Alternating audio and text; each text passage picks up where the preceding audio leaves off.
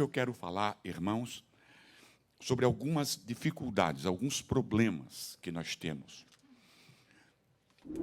Na verdade, nós não temos esses problemas. Irmã Camila, pensou que eu tinha esquecido, né? Na verdade, irmãos, nós deixamos esse problema se avolumar. Acabei de dizer aqui, não é? Às vezes nós erramos e esse erro vai indo, e esse erro que era um erro simples, um erro fácil de se resolver, torna-se aí num pecado capital, não é? Quando nós furamos uma sinaleira, por exemplo, passamos num sinal, não paramos num stop sign, você sabe como é que funciona. Aí o guarda para você, e aí esse guarda te dá uma corte, e você tem que ir lá perante o juiz para explicar, e aquela questão toda. I'm sorry, eu não percebi, eu não vi, estava no amarelo, o guarda que viu o vermelho, aquela questão toda. E aí, então, com medo do juiz, nós não vamos ao juiz. Aí o que era uma penalidade municipal torna-se um crime nacional, federal. Onde você for, você é procurado, não por passar no sinal ou não parar no stop, pelo fato de você não obedecer uma ordem de comparecer diante do juiz. É uma coisa muito normal e acontece muito entre nós, imigrantes, não é mesmo? Comigo mesmo. Então, isso aqui eu quero levar para o lado espiritual. Às vezes um problema, uma dificuldade, ela nos encaminha. Aquilo que era para ser algo que fácil de dirimir, fácil de resolver, torna-se um trem. Um trem, não aquele mineiro, aquele trem mesmo lá com 50 carrosséis lá, enfim, aquela máquina enorme. E assim torna-se na nossa vida. Pelo fato de nós não, nesse momento de dificuldade, nesse momento de tribulação, nós não desenvolvermos, não aplicarmos aquilo que nós sabemos de Jesus Cristo. De Jesus Cristo. De que Ele é Deus. De que Ele é Deus. De que Ele pode todas as coisas. Sabe? Às vezes a circunstância, ela é tão... nós damos tanta ênfase para as circunstâncias, e nós vamos falar sobre isso. Só quero fazer uma introdução um pouco mais aberta. Nós damos tanta ênfase para a circunstância, aquele momento. Circunstância quer dizer aquele momento que vivemos. Aquela nuvem passageira na nossa vida é a circunstância. Estava indo tão bem, tudo certinho, de repente fiquei com uma febre, estou com Covid e estou entubado. Essas coisas que nós estamos sujeitos. Nós, filhos de Deus, estamos sujeitos. E é com essa ideia, com essa mentalidade, com essa introdução aí na tua mente e no teu coração, vamos a um texto bíblico muito conhecido. E eu quero extrair nesta manhã algumas lições e alguns ensinamentos para a nossa vida. Espero que o Espírito Santo de Deus fale ao teu coração e de que nós saiamos daqui. Está sendo traduzido, está sendo passado pela internet, e que você aí que nos acompanhe, viu, seja também edificado. Vamos para o livro de Marcos, Evangelho de Marcos. O Evangelho de Marcos é um evangelho que é dinâmico. Ele passa as coisas assim, rapidamente, desenvolve e já está no outro assunto, enfim, e ele é dinâmico, ele é explosivo, ele é impulsionador, ele vai à frente, sabe, com as coisas dele. Enfim, no capítulo 4, os últimos versículos, iniciando com o versículo de número 35. Marcos, capítulo 4, Marcos é o segundo livro neotestamentário. Marcos, depois de Mateus. Acharam? Amém? Aí. Naquele dia, diz o versículo 35, sendo já tarde, Jesus disse aos discípulos: vamos passar para outra margem. E eles, despedindo a multidão, levaram Jesus. Levaram Jesus para dentro do barco, o levaram assim como ele estava, para o barco. E outros barcos o seguiam. Ora, levantou-se um grande temporal de vento, e as ondas se arremessavam contra o barco, de modo que o mesmo já estava se enchendo de água. E Jesus estava na popa, dormindo sobre um travesseiro. Os discípulos o acordaram e disseram: Mestre, o Senhor não se importa que pereçamos? E ele, despertando, repreendeu o vento e disse ao mar: Acalme-se, fique quieto. O vento se aquietou e tudo ficou bem calmo. Então Jesus lhe perguntou: Por que vocês são tão medrosos? Como é que ainda não têm fé? E eles, possuídos de grande temor, diziam uns aos outros: Quem é esse que até o vento e o mar lhe obedecem? Palavra de Deus para esta manhã. Sabe, irmãos, Jesus passou o dia pregando. No contexto imediato, nos versículos imediatos, a Bíblia mostra que Jesus, junto com os seus discípulos, irmã Suede e irmão Marcos, Jesus passou o dia lá em um determinado lugar, pregando e ensinando. Pregando e ensinando. E os discípulos auxiliando Jesus nessa situação, nessa tarefa. Passou, enfim, os dias passou pregando. E nos ensinos de Jesus tinha algo que era exclusivo para os discípulos. E o versículo 33 ou 34 diz que, um versículo antes do nosso, diz que, depois, no particular, Jesus ensinava os discípulos. E aqui, irmãos, já antes de entrar no texto, como introdução para o texto, nós temos que aprender que quando nós, como discípulos de Jesus, sempre que você for ler uma passagem, Deus tem algo para colocar no nosso coração, irmã. Deus tem algo para nos edificar. Deus tem algo para nos envolver, para nos enriquecer, para nos tirar, sabe, da nossa vidinha.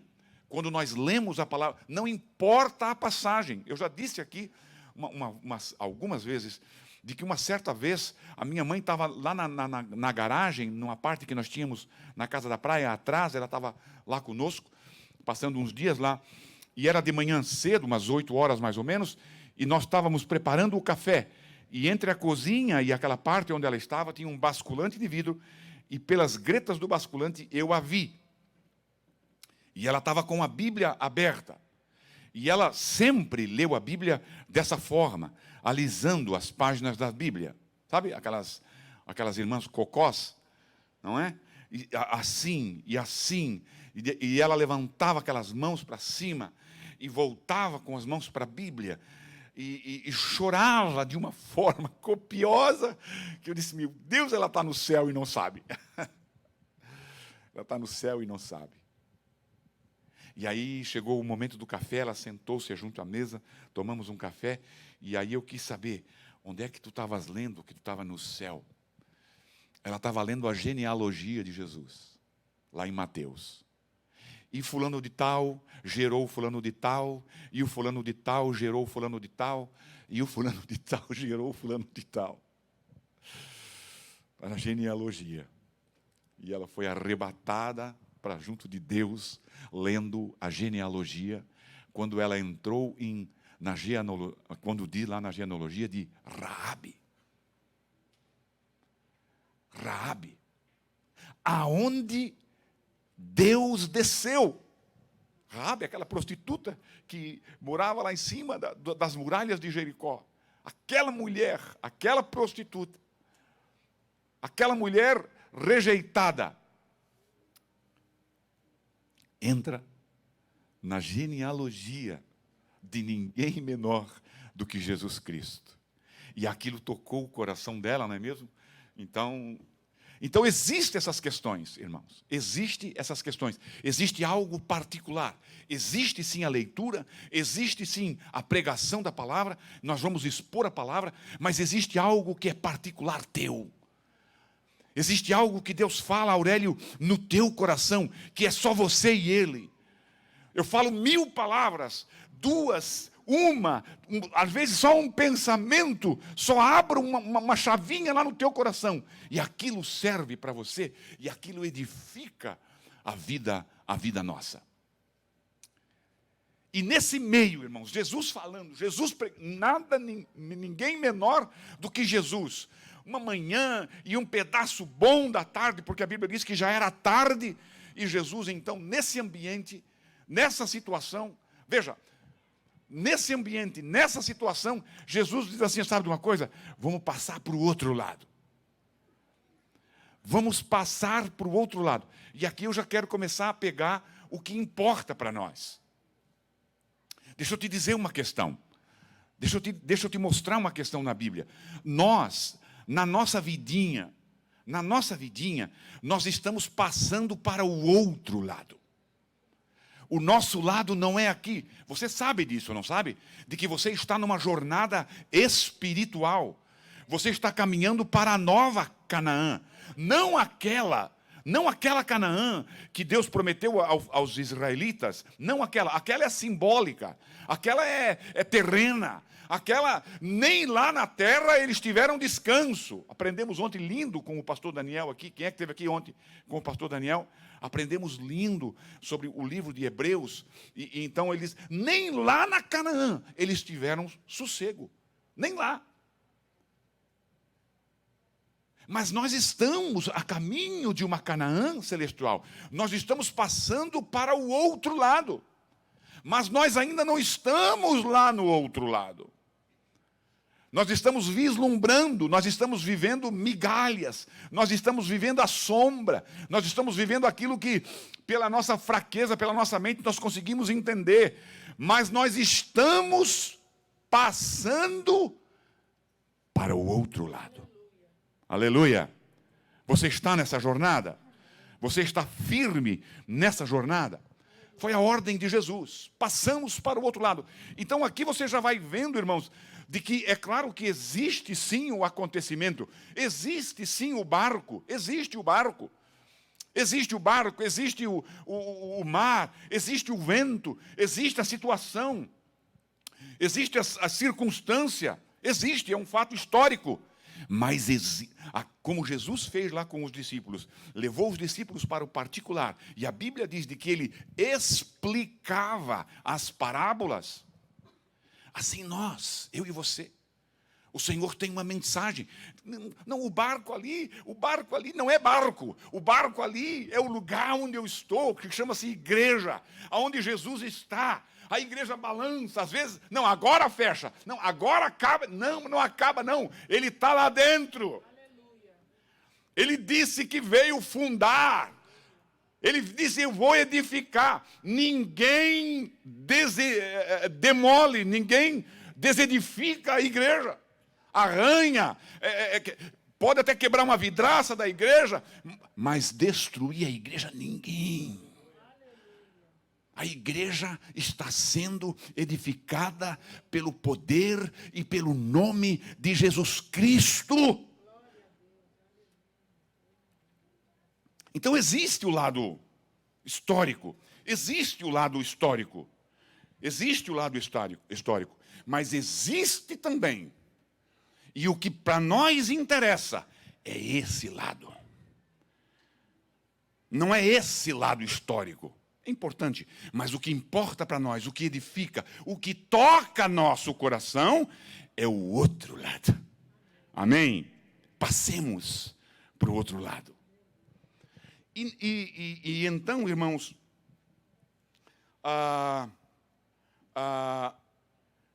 dali mesmo como eles estavam, sabe? despedir. Não, tá bom, terminou o culto. Às vezes, como eu estou fazendo aqui, porque agora quem está fechando a igreja sou eu, não é? Aí eu vou lá, desligo, vocês estão ainda, desculpa, não. Entendeu? Vamos despedindo. Vamos despedindo. O povo foi despedindo. Os discípulos, acho que eles deviam estar assim um pouco se despedindo ali para mim. Não, gente, vou embora, terminou, acabou, terminou, amanhã tem mais, volta. Despediram a multidão, e como Jesus estava, eles entraram no barco, e como eles entravam no barco. Sabe o que eu vejo aqui? O desprendimento. Não é? Um desprendimento. Porque se disser assim para mim, eles nós vamos assim, vamos fazer isso. Não, mas espera, primeiro eu tenho que fazer isso aqui. Ó. Eu preciso ver isso, preciso ver aquilo, preciso ir lá em casa, preciso fazer algumas coisas. Não. Dali aonde eles estavam, cansados, quem sabe suados, quem sabe com fome, assim, querendo uma noite de descanso, uma noite de dormir. Não, vamos fazer assim, então, vamos dormir aqui em casa hoje, cada um na sua casa, e amanhã a gente vai. Amanhã de manhãzinha cedo nós saímos e vamos atravessar o mar com a luz do dia. Vai ser melhor. Não. Jesus disse, vamos. O desprendimento, sabe? O desprendimento, a aceitação dos discípulos. Pois bem, eles entram no barco e partiram. Observe, depois de um dia de culto, um dia ouvindo, um dia aprendendo, um dia vendo Jesus em ação, um dia, quem sabe, naqueles ensinos de Jesus, expulsa um demônio aqui, cura alguém dali e tal. Depois daquele dia todo, sob a ordem de Jesus, não é? A ordem de Jesus diretamente, eles entram no barco. E botam o barco rumo à margem que Jesus queria. Sai daqui do Nordeste e vem aqui para o Oeste. Lá assim, tipo, eu costumo fazer assim, um círculo, e aí eu digo, eles saíram daqui mais ou menos 1h30. Aí você imagina na tua mente o relógio, 1h30, entre o 1 e o 2. E eles vêm para cá, 10h30, entre 10 e o 11. Então, eles fazem esse trajeto, eles atravessam para o outro lado. Então, depois de um culto abençoado, seguindo uma ordem divina, eles entram no barco, colocam Jesus no barco e vão para o determinado lugar aonde Jesus determina. Tem meio de você estar mais no centro da vontade de Deus do que isso? Obedecendo uma ordem, com Ele no barco, fazendo o que Ele quer e da forma como Ele queria. Estamos indo para o barco. Estamos indo para onde é que Ele está. E Ele está junto comigo, está aqui, ó. Ele está aqui junto comigo. A vida não podia ser melhor. O lugar não podia ser melhor. A obediência não podia ser mais eficaz. O centro da vontade de Deus, com Ele no barco. Mas isso não impede, irmãos, de eles enfrentarem as dificuldades. E aqui nós temos que aprender. Não é pelo fato de eu vir à igreja, não é pelo fato de eu ser uma pessoa temente a Deus, não é pelo fato de eu ser obediente, não é pelo fato de eu pregar a palavra, não é pelo fato de eu ajudar na igreja, de eu cantar, de eu limpar, de eu ensinar as crianças, de eu ser professor. Nada disso, irmãos. Nada daquilo que nós fazemos para Deus, mediante uma obediência, mediante uma vida pia, mediante uma vida santa diante de Deus. Nada disso nos isola do mundo. Nada disso nos isenta de nós enfrentarmos situações complicadas, que nós chamamos de as tempestades da vida. Nós não estamos isentos disso. Nós não estamos isentos. Se espantar com isso e querer encontrar algum refúgio em alguma parte da Bíblia, é não conhecer a vida, não saber quem somos e não saber quem Deus é. Você não encontra na Bíblia homens de Deus. Aliás, deixa eu te dizer uma coisa. Às vezes a vida é até melhor, Everton, para quem está lá fora. A partir do momento que você diz, eu vou servir a Jesus e abraça Jesus, parece que as coisas se complicam. Parece não, eu digo só o parece mas na verdade se complicam. Porque nós arrumamos um inimigo. Nós arrumamos um adversário. Não é mesmo? Nós decretamos guerra contra o inferno, quando nós tomamos essa atitude. Então, isso não os poupou de uma grande tempestade. De uma grande tempestade. Deixa eu mostrar isso aqui para você. Deixa eu meio que desenhar isso aqui para você. Você que foi na escola, você que aprendeu, que não foi só para comer merenda, você sabe que você conhece o mapa do Brasil, você conhece o mapa da América do Sul toda ali, onde você pega lá aquela área que é muito, muito verde, que é a grande Amazônia, a área amazônica, aquela região amazônica, que é uma mancha verde no mapa da América Latina. Então, e lá você sabe que tem um grande rio, que nós chamamos de o Rio Amazonas. Eu acho que é no volume que ele é o maior rio do mundo. Não é no comprimento. Eu acho que o comprimento é o Nilo. Estou certo? Pode ser que eu esteja equivocado. Mas, enfim, em um desses detalhes, ele é o número 1, o Rio Amazonas. A ciência diz de que existe um rio que é muitas vezes, eu acho que é 6 ou 7 vezes, maior do que, em volume d'água do que o Rio Amazonas nos ares. Nos ares, nas nuvens. O sol bate naquele monte de água lá na região amazônica, que não é só a Amazônia, a Amazônia é o estado da Amazônia. A região amazônica, ela sai e ela abrange aquela parte da América do Sul. Brasil, a Colômbia, a Bolívia, enfim, aqueles estados ali, aqueles países dali. O sol bate e evapora aquela água toda. E suspende aquela água toda e forma-se um rio de lá daquela região, e o vento vindo do mar, do Atlântico Norte, ele sopra esse vapor d'água, e esse vapor d'água desce e vai até na Argentina. Na Argentina, ele bate nas cordilheiras dos Andes e faz isso. Bate na cordilheira dos Andes, que dá para o Oceano Pacífico, e aí traz para a região sul da América Latina. Tudo no ar. E aí reverte aqui no estado de Santa Catarina, no estado do Paraná, na Argentina, no Paraguai, no Uruguai, nessa região sul ali, tudo aquilo reverte ali em chuvas. Chuvas. Por que eu estou te dizendo isso? Porque essa região aqui, irmãos, essa região aqui, onde que está esse lago de Genezaré, o mar da Galileia, não é? O mar da Galileia, na verdade não é mar. A Bíblia chama de mar porque, dado o tamanho do lago, mas é um lago. O que é um lago? Um lago é uma porção d'água rodeada por terra. É um lago. Ele tem 14 quilômetros de largura por 21 quilômetros de comprimento. E esse lago, ele está mais ou menos aqui assim. Acima dele, indo para o norte, nós temos o Monte Hermon. 2.700 metros acima do nível do mar Mediterrâneo. 2.700 metros. O Monte Hermon, o topo do Monte Hermon, nunca deixa de ter neve. Sempre é coberto de neve. É dessa neve que, quando se derrete, ou pelo derreter dessa neve, que existe o Rio Jordão. O Rio Jordão, que vai encher esse lago. Aí o que acontece? Esse lago, esse mar, essa questão, na verdade é uma depressão.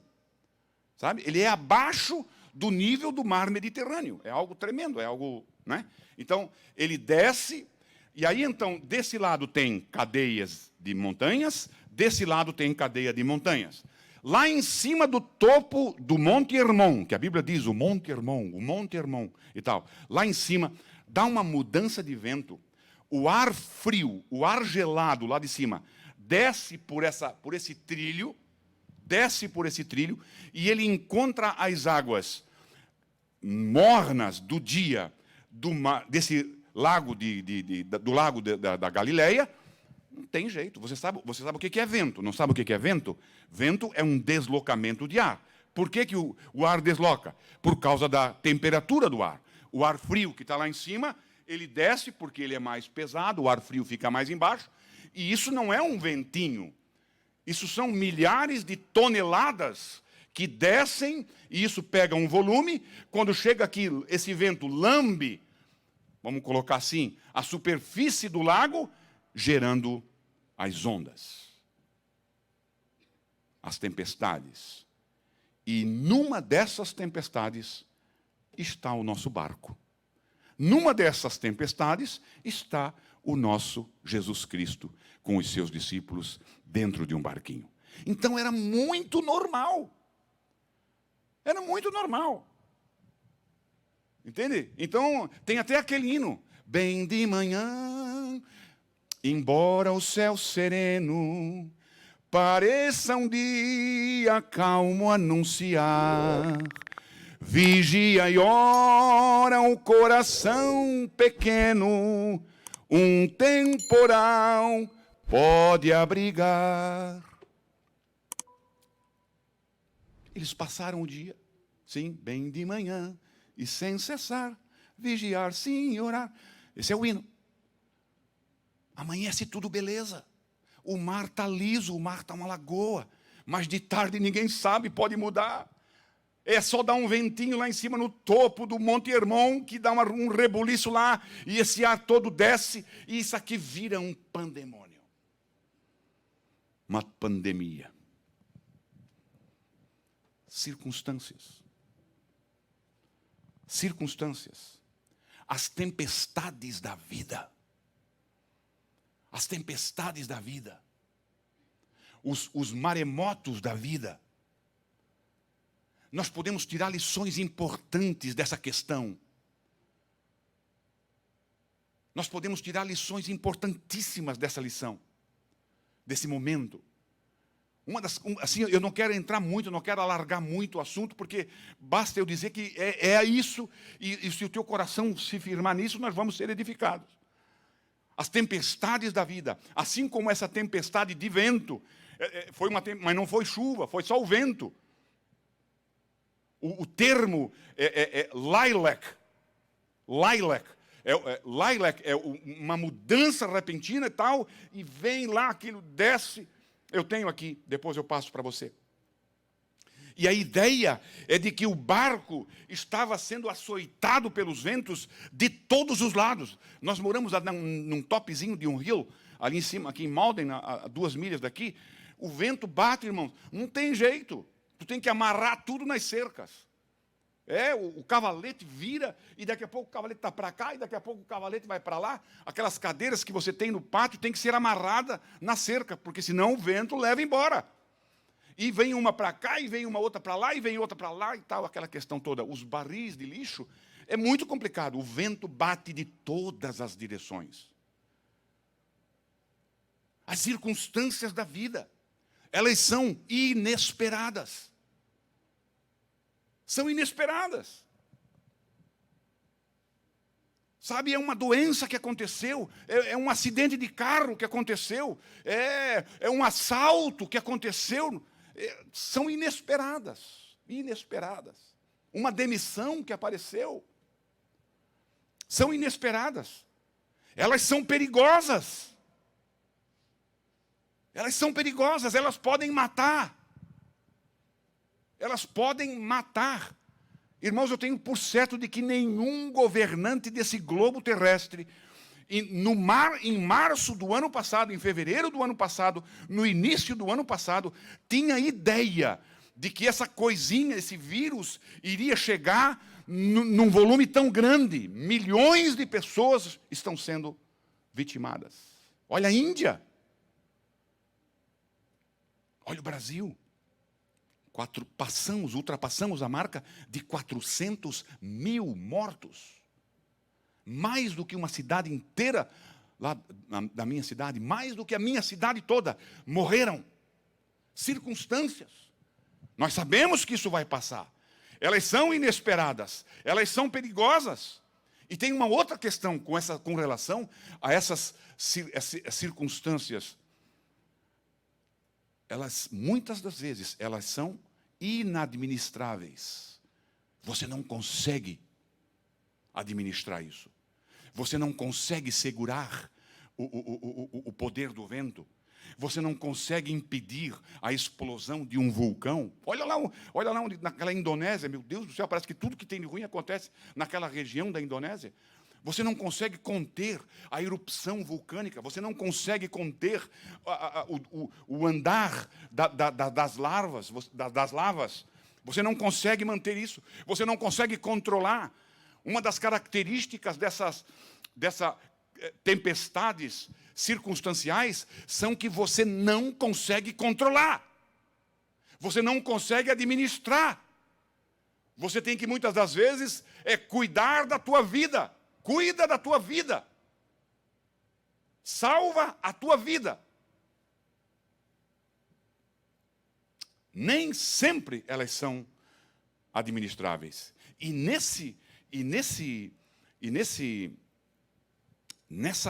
Trazendo essas circunstâncias para dentro do nosso texto, para dentro daquele barquinho, deixa eu te colocar uma questão aqui. Ela é uma questão circunstancial. Todo mundo sabia o que estava acontecendo. Todos eles sabiam. Todos os discípulos sabiam. Todos os discípulos, antes de entrarem, eles sabiam para onde eles estavam indo. Rapaz, isso aqui está bom agora, mas daqui a 2 minutos isso pode inverter tudo. Não eram pessoas, não era pescador de final de semana. O Pedro era pescador, tinha companhia de pesca.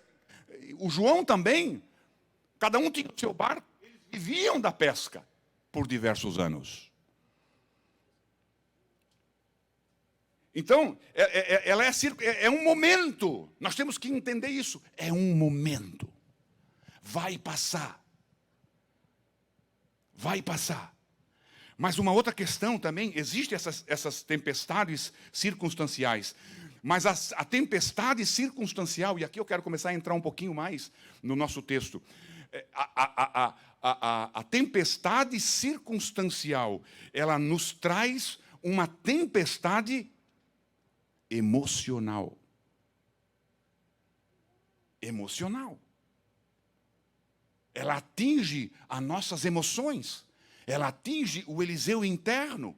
Ela atinge o Eliseu nas estruturas emocionais. E você sabe muito bem de que uma pessoa com as emoções em alta não raciocina direito, não fala direito, não pensa direito, não age direito. Ela está com as suas emoções alteradas.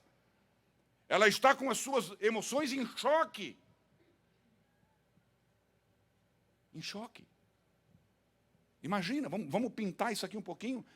Situações que podem mudar de um momento para o outro. O casamento era uma bênção. O lar era uma bênção.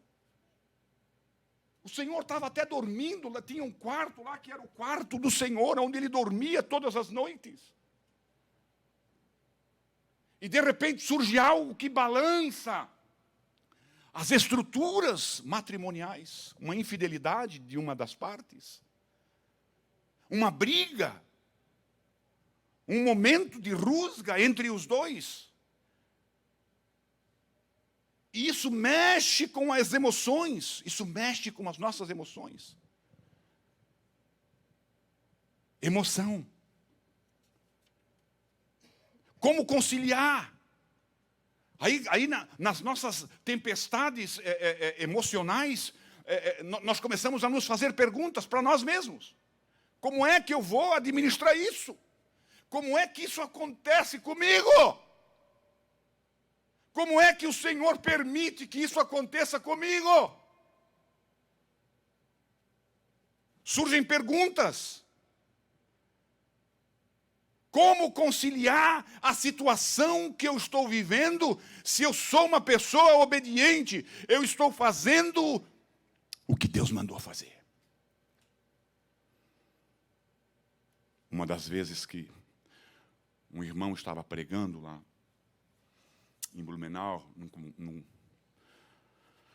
numa festa das irmãs, esqueci o nome dele, e a filha de uma das irmãs, uma irmã linda, uma irmã querida,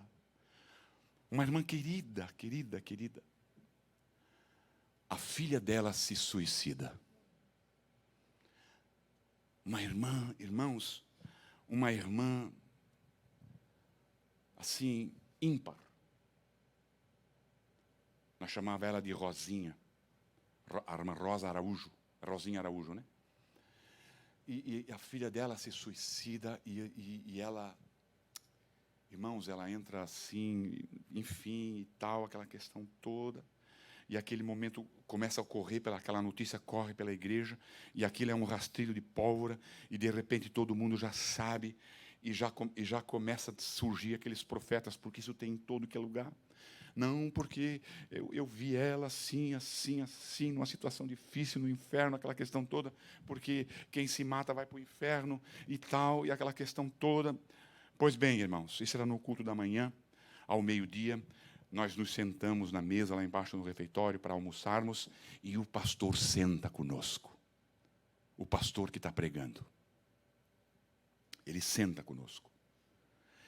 E o meu pastor, pastor Francisco do Bento dos Santos, que era o pastor da nossa congregação, que era a sede, ele senta na mesa também. Eu, o pastor Francisco, o Natanael, está junto na mesa, e esse pastor. Tinha mais uma pessoa que eu me esqueci. E o pastor Francisco pergunta para ele: pastor, assim, como é que fica isso?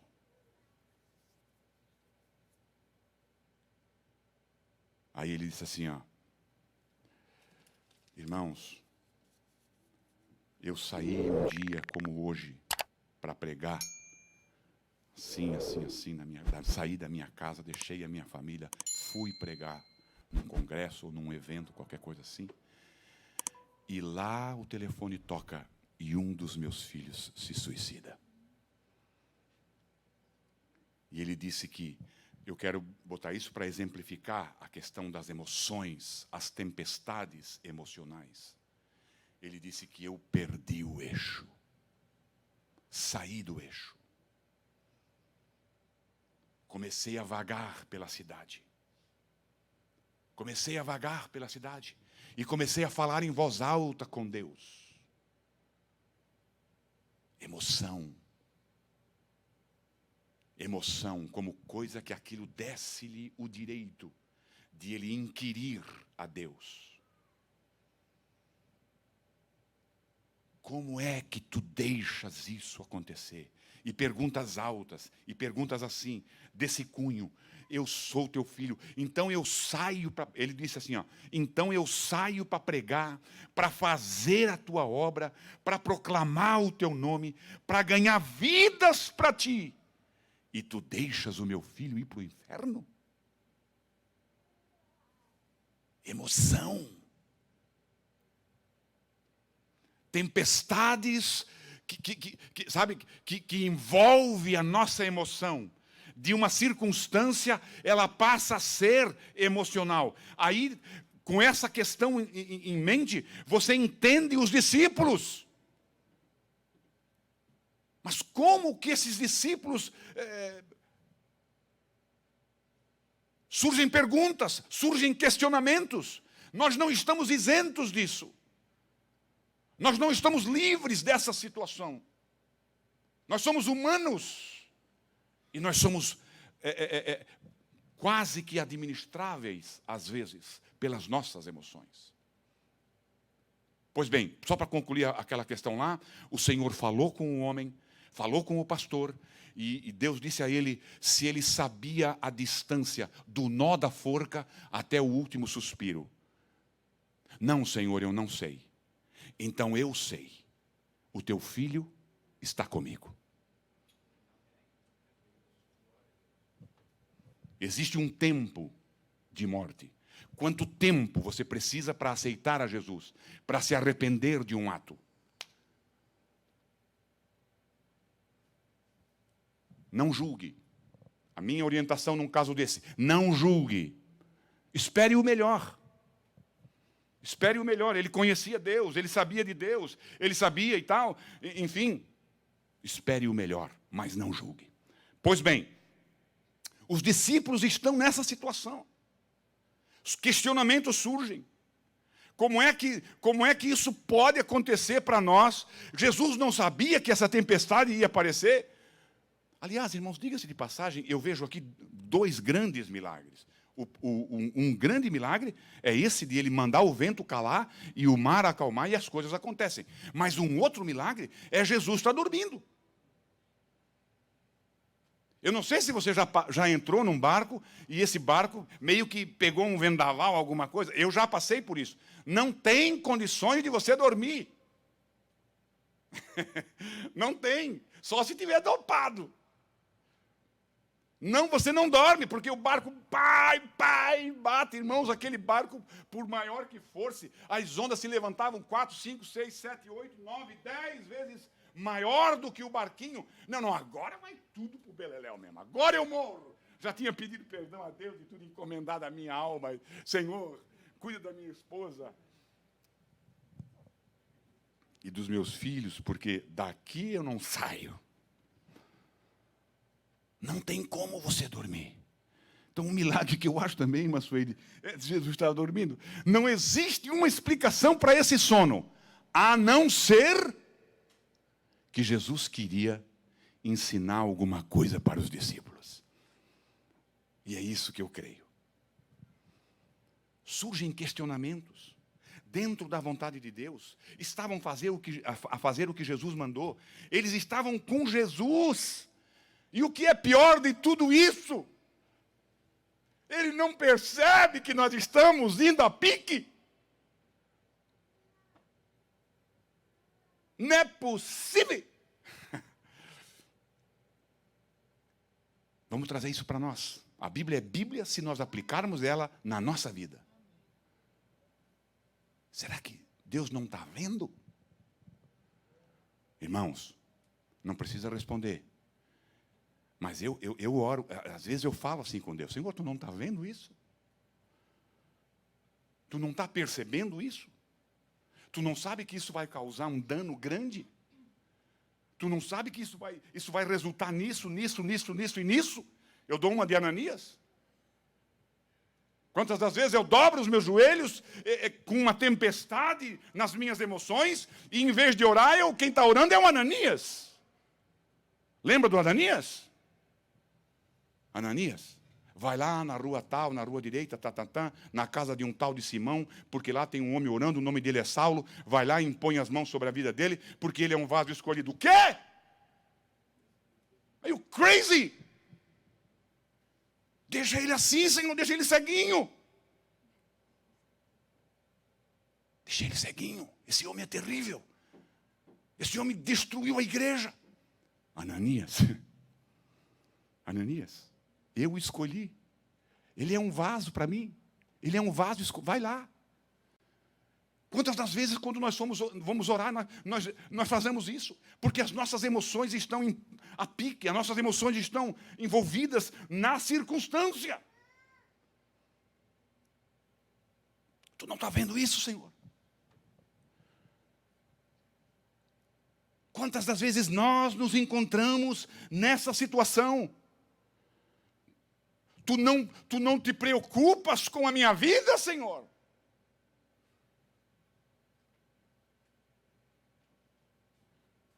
Dentro dessa tempestade emocional, nós nos perguntamos: Mestre, tu não te importas que nós pereçamos? Olha a emoção explodindo. Olha o medo da morte batendo a porta. Eles começaram a ver, irmãos, a carranca da morte. Existe até um ponto teológico que diz mesmo que esse vendaval ele foi levantado pelo diabo, porque a mesma palavra que Jesus repreende o vento, Jesus repreende o demônio do gadareno. Não estou afirmando isso, mas é uma grande possibilidade. Porque o diabo sabia para onde eles estavam indo. Para Gadara. E lá em Gadara o diabo tinha um homem escravizado. E se Jesus vai lá, o diabo sabe o que Jesus vai fazer lá. Se o diabo encontra esse meu escravo, eu sei o que vai acontecer. Então o diabo tenta impedir. Mas vamos deixar isso num campo de mera especulação. Olha a emoção, o medo da morte. Olha a emoção, quando a emoção ela floresce, a fé esmorece. Quando a emoção cresce, a fé geralmente diminui. Olha o Pedro andando sobre as águas. E olha, a Bíblia diz que quando ele tira os olhos do Senhor, e ele libera as emoções, ele libera a adrenalina, ele libera e outras toninas e outras questões do corpo humano, e ele libera aquilo, e não, agora eu vou, agora essa me engolfa. Onde o medo prevalece, a fé desaparece. Mas eles tinham um pouquinho de fé. Porque quando você vai ver, eles vão chamar Jesus, eles não chamam de Jesus. Ô Jesus, olha aí, o que é isso? Mestre! E eles vão a Jesus como um recurso, eles vão e mostram. O medo, sabe, irmãos, e a palavra de Jesus para esse medo aqui é assim, ó, seus covardes. Uau! Jesus vai na mosca, né? Ele vai na veia. Seus covardes. Que covardice é essa? Em outras palavras, um ventinho desse, uma ondinha dessa, um barulhinho desse, e eu aqui com vocês, seus covardes. Até quando essa covardia vai dominar as tuas emoções? Até quando essas covardias, esse medo, essa humanidade dominada pelo medo, até quando que isso vai estar com vocês? O medo nos põe à nossa própria sorte. E quando nós estamos nessa questão, uma das primeiras coisas que surge, o que é que eu vou fazer? Como é que eu vou resolver isso? As emoções. As emoções dominam a razão, fazem sombra na razão, quando na verdade você não pode fazer nada. Quando na verdade nós não podemos fazer nada. Esse medo covarde seja repreendido nesta manhã. Eles não eram para ter medo. E aí eu entro numa próxima marca das nossas tempestades. Uma tempestade espiritual, uma tempestade teológica. Uma tempestade cristã, uma tempestade no meu cristianismo, uma tempestade bíblica, E, irmãos, e sabe por que nós entramos nessas tempestades? Porque nós não conhecemos de Bíblia. Não é um milagre. Olhe bem aqui, eu oro a Deus e peço milagres na nossa igreja. Nós temos um culto voltado para essa questão do milagre. Uma palavra mais voltada para o milagre. Mas a nossa veia, o nosso veio, o nosso alicerce é o ensino bíblico. Por quê? Porque não é o milagre que você vai evocar quando você está confrontando uma situação dessas. Não é o milagre. Na verdade, o milagre você vai até esquecer. E geralmente nós esquecemos dos milagres que Deus faz diariamente na nossa vida. Não é o milagre que vai te safar. Não é o milagre que vai te fortalecer. Sabe o que é que vai te fortalecer? É o que você sabe desse Jesus. É a intimidade que você tem com Deus através da sua palavra, que nós chamamos de Bíblia. É o que você sabe da Bíblia que vai resolver a parada, que vai ser a tua base, que vai ter o seu alicerce, que vai ter o teu contentamento, que você vai firmar a tua fé. Por quê? Porque está escrito que Jesus disse. Está escrito que Deus disse. Aleluia! E uma das questões primárias, irmãos, que a circunstância quer atacar, é na tua certeza. É a tua certeza. E pode ser mesmo a circunstância meramente ocasional, mas pode também ser o inferno se levantando. Pode ser um confrontamento do diabo mesmo na tua vida. Ele chegou para o próprio Jesus nos momentos mais difíceis da vida dele. Quando ele estava 40 dias sem comer e sem beber, morando no deserto, junto com as feras do deserto, diz a Bíblia Sagrada, o diabo chega para ele e coloca uma dúvida naquilo que é a base dele. Você é mesmo filho de Deus? Aleluia.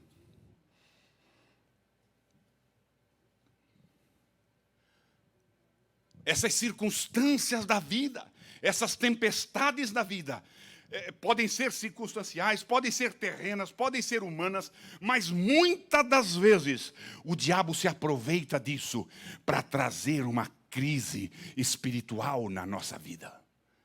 O que é que Deus tem a ver?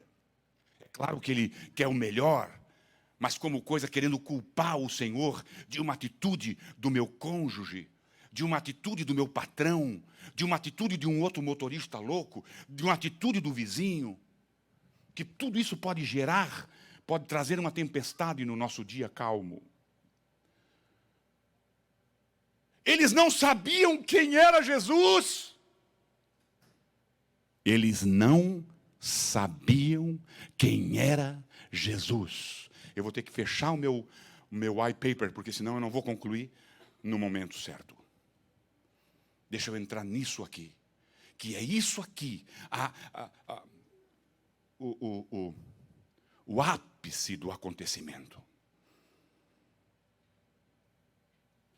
Quando nós entramos em parafusos, quando nós entramos em uma dificuldade, em uma tempestade da vida, é porque nós não estamos levando Jesus a sério. E, irmãos, deixa eu colocar aqui em defesa dos discípulos. Os discípulos, irmão Marcos, irmã Suede, não sabiam mesmo quem era Jesus. Jesus estava no início do seu ministério. Os discípulos, o Emerson, não sabiam de Jesus 1% do que eu e você sabemos pela Bíblia Sagrada. Se você chegasse para os discípulos e dissesse assim, esse homem, ele é fruto de uma hypostatic union, uma união hipostática. Os discípulos, o quê? O que você está falando? Você sabe, não é mesmo?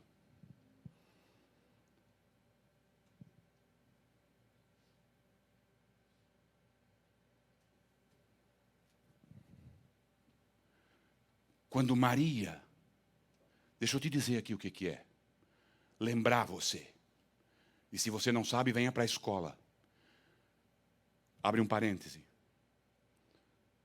Com dor no meu coração eu falo isso. Fiquei com pena ontem, fiquei com dor, fiquei apaixonado, fiquei triste, quando vi aqui numa escola como aquela que nós tivemos ontem, 9 pessoas. Uma oportunidade que você nunca terá na vida, se está perdendo essa. Ah, mas eu não sou pastor. Não interessa, você precisa saber da Bíblia. Voltamos, fecha o parêntese. Olha aqui. Deixa eu ser bem direto. Quando o óvulo, sabe o que é óvulo? De Maria, se desprende e faz aquela viagem de alguns centímetros, e que é suposto encontrar o esperma do homem. O óvulo de Maria não encontra o esperma humano. Por quê? Porque Deus disse que da semente da mulher.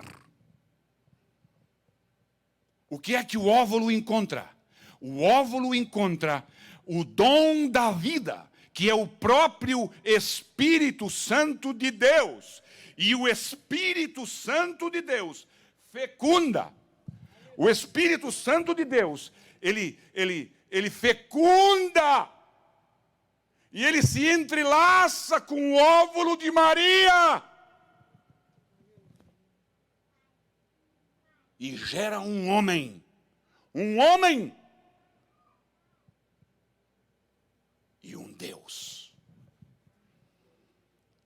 Jesus não é 50% homem e 50% Deus. É isso que essa expressão hipostática quer dizer.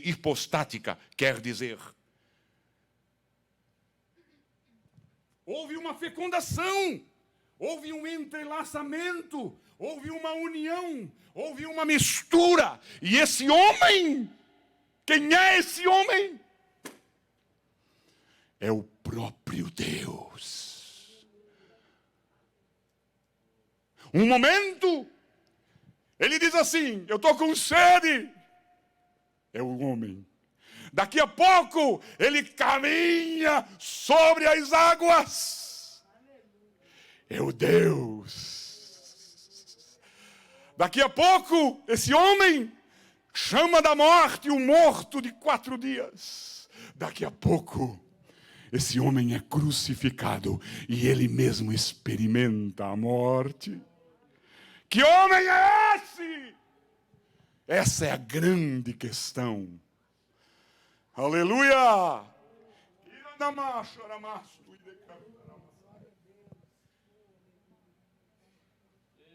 Quando você está com as tuas emoções, quando as tempestades da vida te embalam, quando a tempestade da vida quer fazer o teu barquinho afundar, lembra-te do homem Jesus. É por isso que ele sabe, e é por isso que é ele quem vai tentar no grande trono branco para julgar. Por quê? Porque ele sabe o que é padecer dores. Aleluia!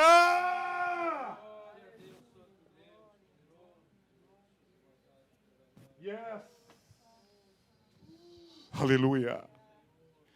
É esse o homem que os discípulos não tinham nem sombra do que ele era. É esse homem, foi esse homem. Irmãos, olha, isso aqui é grande, mas eu quero terminar em 5 minutos. Fique de pé comigo então, já, para nós concluirmos. Esse homem foi o homem quem criou o vento. O vento está na palma da mão dele. A autoridade pesa nos ombros dele. Esse homem sabe o que você está passando.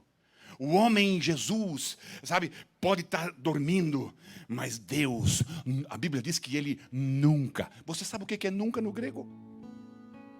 Sabe o que é nunca no grego? É nunca. Never. Nunca. Zero. Zip. Nada. Ele nunca. Irmã Camila, ele nunca pisca como a irmã acabou de piscar. Com o cuidado e com o zelo que ele tem pela irmã, pelos seus. Aleluia. Você acha que ele não estava sabendo a origem daquele vento? Você acha que ele não sabia o que estava acontecendo? É claro que ele sabe. O que ele quer mostrar então? Ele quer mostrar o quão safadinho nós somos. Porque é muito fácil. Fácil, irmã Bela. Aqui na igreja, bonitinho, sentadinho, nós levantar a mão e dizer: eu te amo, Jesus. Até cantamos. E eu creio que ama mesmo. Mas o que ele quer ver, o que ele quer ouvir, é lá na hora, lá no momento, lá no lá no coração da tempestade, aleluia,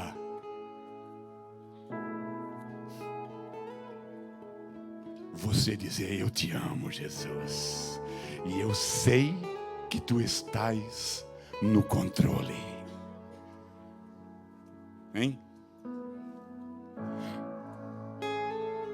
Rei, olha para isso, o que é conhecer esse Deus. Rei, fica sabendo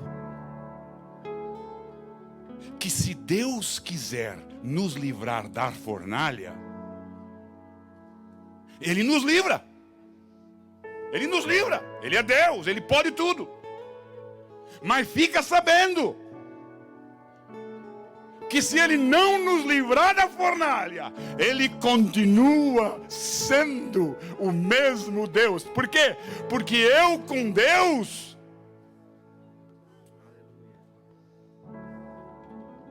eu sou alguma coisa, mas Deus sem mim, Ele continua sendo Deus. E diga-se de passagem, quem sabe até um pouco mais, porque é um trouble a menos. Só para ilustrar isso. Fica sabendo que se nós morrer, Ele é Deus, eu vou para Ele. Se Ele não deixar nós morrer, Ele é Deus e eu fico aqui com Ele. Eita, que Deus tremendo! É esse o Deus que você serve. É esse o Deus que você deve evocar nas suas tempestades. É esse o Deus que você tem no teu barquinho. É esse o Deus que você tem no teu business. É esse o Deus que você tem dentro da tua casa. Quando a tempestade se levanta, você saiba que Ele está ali.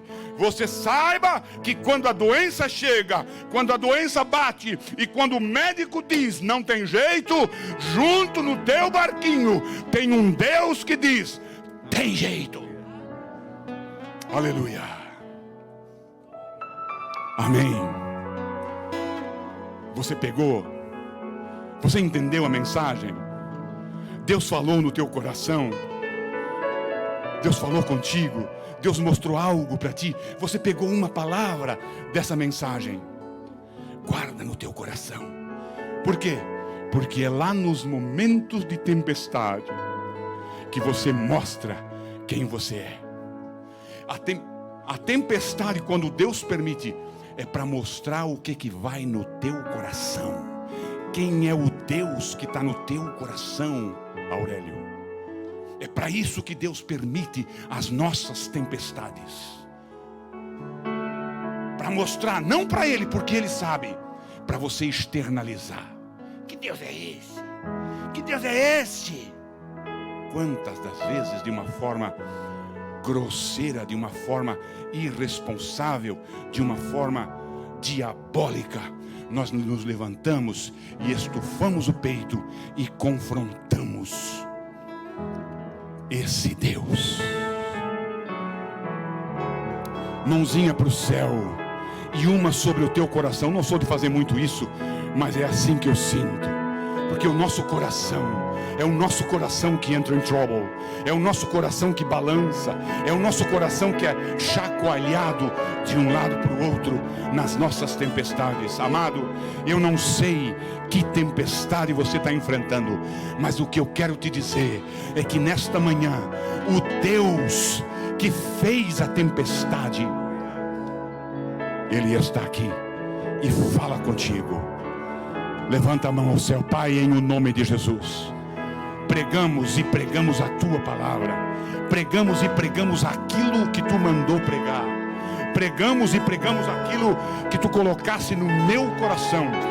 O meu pedido agora, Senhor, é que em cada um desses corações aqui, e aqueles que nos acompanham através da internet, Senhor, essas pessoas que aí estão, Senhor, dá-te a conhecer, te revela para cada um deles, no meio das tempestades, que eles venham te conhecer, que eles venham te glorificar, e que o temor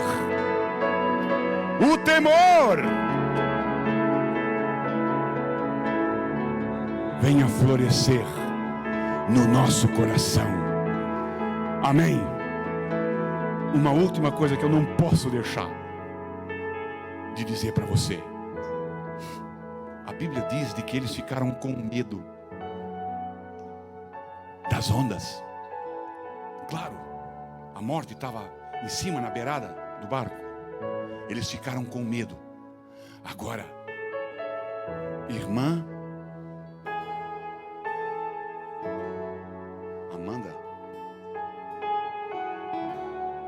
Amanda, quando Jesus diz para o vento, shh, shh, shh, e diz para o mar, shh, a Bíblia diz de que eles foram possuídos não por um temor, por um grande temor. O que eu quero dizer com isso, irmã Paulinha? Cuidado para de que nos momentos das tuas dificuldades, no meio das tempestades, você não coloque mais medo naquilo em vez disso.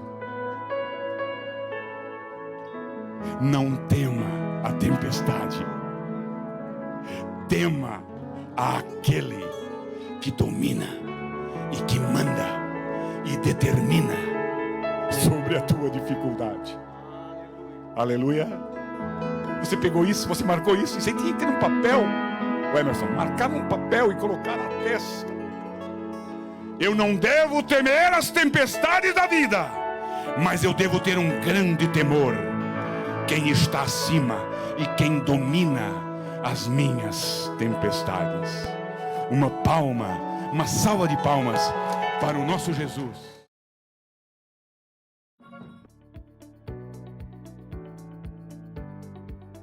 A paz, meus irmãos. Esse é um vídeo instrutivo de como dizimar e ofertar gratuitamente usando o aplicativo Zelle. Vários bancos já usam o Zelle dentro do seu próprio aplicativo para transferências de dinheiro. Mas, se o seu banco não usa Zelle, você pode baixar o aplicativo gratuitamente na sua loja de app para Android ou iOS e transferir do mesmo jeito. É bem simples realizar a transferência via Zelle. Primeiro, você deve abrir o aplicativo do seu banco. No nosso caso, nós estamos usando aqui o aplicativo do Bank of America. Em seguida, você deve procurar no aplicativo o ícone do Transfer Zelle. No nosso caso, está aqui na parte inferior da tela. E tocar nesse ícone. Logo em seguida, você vai tocar em Send. E então, você terá que inserir os dados da igreja. Bom, para fazer essa transferência, basta você inserir o número de telefone que está vinculado à conta da igreja. No nosso caso, o número é o 617-543-6073. E em seguida, você clica em Send Money. Bom, agora você vai poder conferir o número de telefone que você digitou e logo abaixo o nome da nossa igreja. Bom, está tudo certo. Agora você insere o valor que você quer enviar como dízimo e como oferta. Logo depois, você clica em continuar. Aqui nós temos todas as informações da sua transferência, o valor, o número do telefone e o nome da nossa igreja. Na parte inferior aqui da tela, você pode tocar em Send. Pois bem, é isso daí. Já está tudo certo. Você já enviou o seu dízimo e a sua oferta e cumpriu o seu papel de ser fiel a Deus em todas as circunstâncias.